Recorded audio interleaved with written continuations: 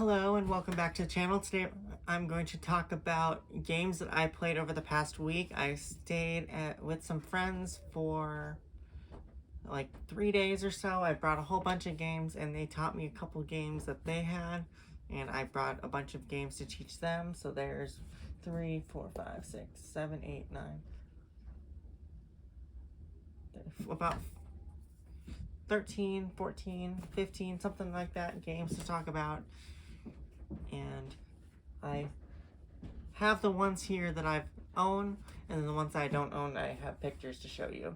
So starting with the ones I don't own, and that first one is the 80s and 90s trivia game. It's just a bunch of trivia questions from the 80s and 90s pop culture, like movies, TV, music, different pop culture things.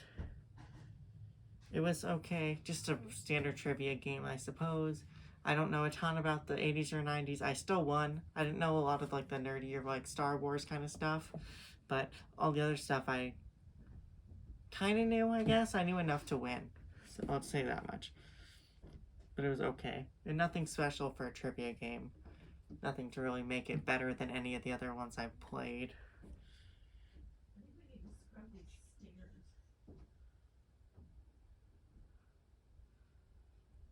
And the next one was the Game of Life Twists and Turns. Not very good game, very, very lucky mass market game.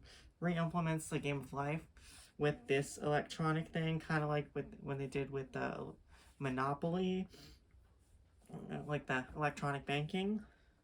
So you have this thing right here where you put your card in, you have like a debit card that keeps track of all your money, and then it also spins for you, so you're not even rolling dice anymore, or spinning the dial like you used to spin the dial. That was kind of fun back in the day. But that took away that, and it took away you keeping track of your kids and your houses and your cars and all that. It takes away all of that, and you are basically just going around a board. There's really like no decisions to be really made aside from like which lane you want to go to, if you want to try and take it easy and go on vacations and get more points that way by enjoying your life, or you want to become wealthy, or you want to fall in love, raise a family, and that, or if you want to just go to college, get a degree, hopefully get a promotion with work. It was very lucky. It was very frustrating because you couldn't really do what you wanted to do, because it was all, what happened was you just flip over a card on your turn, and that's what happens. You gain or lose money and life points, which are victory points in this game, based on what the card says. So there's no real intelligible decision making involved with the game, so it was pretty frustrating. But those are the ones that I don't own. And here's I have the games here that I do own. I taught Bandito. It's a little cooperative card game. I play this 3 players where you are trying to catch the bandita. I haven't yet won this game. I've played it solo. I've played it with different groups. I haven't won yet, but I'm determined to do so. I've always done it on the hard, though. Maybe the easier will make it a little easier to win, but with the different abilities in this one, it's a little bit harder to win. Now, next one is it's another small card game, and that is Fantasy Realms, where you have a hand of cards, and on your turn, you are drawing a card and discarding a card to the discard pile, and you play until there are 10 cards total in the discard pile. So this is one where both times I played, I thought I had a really good hand, and I was confident that I would win because I thought that I might have outsmarted everyone else, but unfortunately, I did not either game of this. And so like one time I went for the amulet, which is only worth 1 point by itself, but it cancels out all the penalties, and so I would get a bunch of bigger cards like dragons and thunderstorms and big things that are worth lots of points, but don't with penalties attached to them, but all those penalties were canceled. and that didn't work out too well. And another time, they had the king and the queen and the princess and armies, lots of armies, and I just could not keep up with that. So that was a game that I played, and it was fine. But yeah, it's one that I'll break out every once in a while, but it's not one I'll play like every day. But it's a fun game, I guess, suppose. I'd never played it, and I've been wanting to play it because a lot of people enjoy this game, so I figured I would give it a try, see what the buzz was. And Splendor was another one I played. I did not play this copy because they had their own copy, but I like this box because it has a nice compact thing here where you can keep everything inside nice and secure. I like it.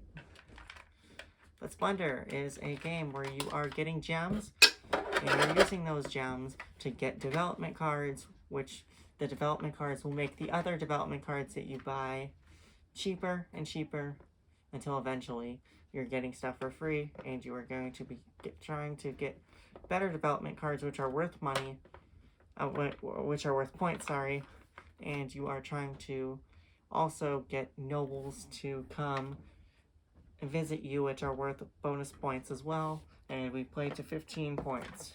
And it was a really close game. I ended up winning by 1 point at the very end on the last turn. So one of my friends triggered the end of the game by getting 15, and I was at last, so I got to play one final turn to get 5 points to give myself a total of 16. So I was able to sneak it out in the end. Next one was a Flip and Write game that I taught. It was Cartographers.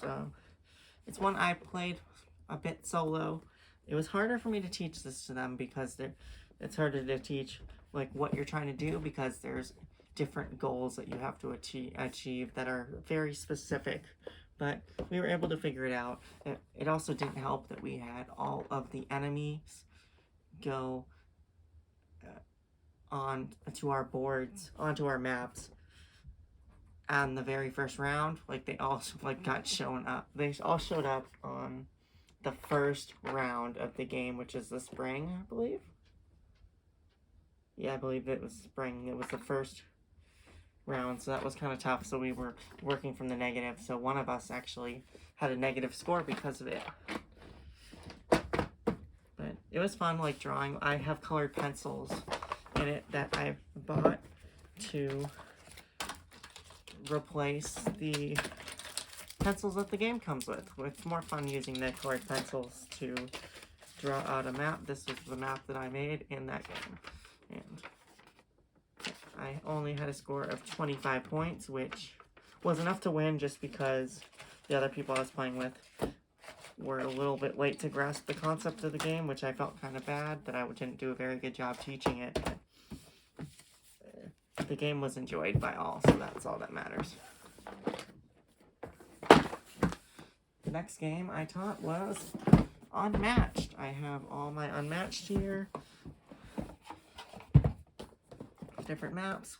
I played as Sherlock Holmes and ended up winning just because all the other players used up all their resources and I just ran away, and I won basically by card advantage because I was the only one left with cards in my deck, so I could just keep running away at a overwhelming rate, and they had to waste all their resources to catch up to me, which was kind of hard. Not the most fun way to win, but when you have a bunch of powerful characters that you're playing against and you're down to only a couple life, and your sidekick Watson was killed right away by an Excalibur sword, it's retreating time. And so that is what happened.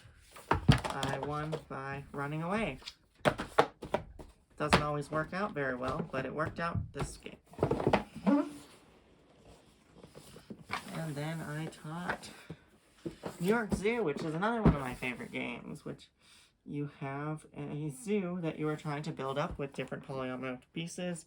You have the cute little wooden meeples of different animals, the 5 different animal types, the flamingo, the Arctic fox, the penguin, the kangaroo, and the meerkat. And you are building up different enclosures. It's a puzzle game where you are building up your enclosures, and once you build up your enclosures, you can build different attractions. And the first person to fill out their zoo, to fill out their board with different polyomino shaped tiles, is the winner of the game. It lasted about an hour. We did a video recording us playing it and talking the whole time. It was about an hour long, and I recorded it and I posted it on the channel if you're interested in watching that. I will leave a link to that. Not the highest quality of video, I will warn you, but it's a playthrough if you're curious about how it plays and kind of like how to learn how to play it, like to give you an idea of like watching us play it, I guess. I'm not the best teacher in the world, but that's up there if you're interested. Another one I really love is Carcassonne Winter Edition. I love the winter tiles I have here. I have the base game and Ark of the Covenant, but ever since I got the Winter Edition, I have been playing this nonstop and have not played these at all. So I don't know if this is going to stay in my collection. I definitely want to keep this one because it's out of print, but we'll see if I will keep the base game, because I don't know if I need 4 copies now that I think about it, because I also have the Travel Edition in here, which I'll probably end up keeping just because it's nice and tiny. Let's compare the tile size. So you have these little tiny tiles versus these bigger tiles, so you can see the kind of the size comparison for this. But enough about the travel game. This is the winter version, which has these winter tiles that I really love, and so I will always bring it to basically like everywhere I go, just because I love playing this version because of the nice tiles. So that's really all I can really say about the game. If you haven't played Carcassonne already, definitely try it out. It's a fun little game that doesn't take much effort. And I taught Down on 4, so I have the Slim Target Edition. It's great for taking on the go because it's very thin. It is the length of my bag and the width, and it's not very tall, so I can do, it takes up like 2/3 the size of a New York Zoo, which is already a short, and like half the size of Unmatched, so it's great. And it's a nice little easy 30-45 minute game which you can learn, and it's easy for people to understand, and it goes pretty quick, and it's exciting to try to win the race or play cards to sabotage your opponents by making their cars go slower or get them stuck behind other cars. I enjoy this quite a bit. Downforce. Next is my favorite game I taught, 3-player game of Wingspan, and that was a great experience. It's a nice relaxing hour of our day.